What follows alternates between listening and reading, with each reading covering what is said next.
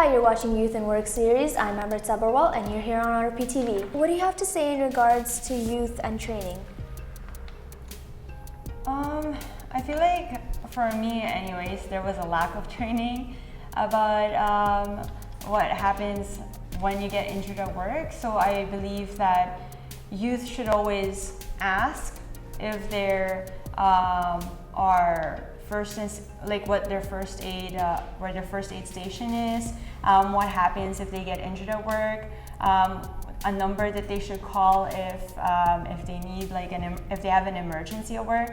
So I feel like those things should be in place, and that youth should be able to ask and also know what the policy is when they get injured. Yeah.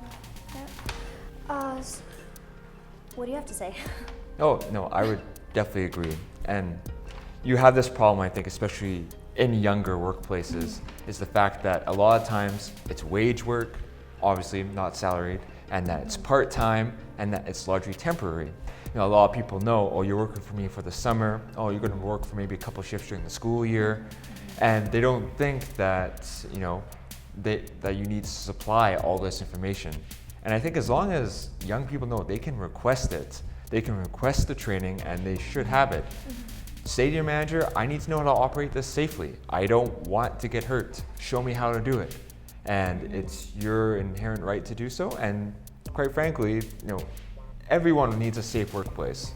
And the best way to do it, if they're not doing it themselves, is to ask.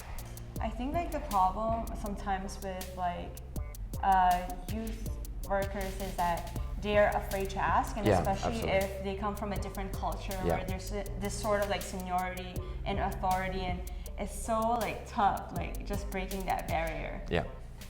All right. With your past experiences, what tips would you give to youth who are working? Okay, Michelle, you want to go first? Yeah, sure. So for youth everywhere around the world, I think that you really have to research about what your rights is as a worker. And the second of all is that you have to be knowledgeable about what policy is in place at your work, wherever you're working, to know that you will be protected and that you have the right to refuse work, and what procedures you have to do if you do get an injury at work. Yeah, and just to exactly add on to that, knowing above everything else that you have the right to refuse unsafe work. You have that, and B, asking, is this safe? Looks Correct. wobbly, is this safe?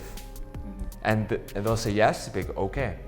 Then by engaging with either your coworkers or your supervisor or your manager or the owner, it doesn't matter who it is, by simply just going up and asking them and engaging them in a safety question, you bring them into the problem, and more often than not, they're gonna say, oh yeah, I should probably address that here, let me go look at it. And if you hadn't said anything, nothing would happen.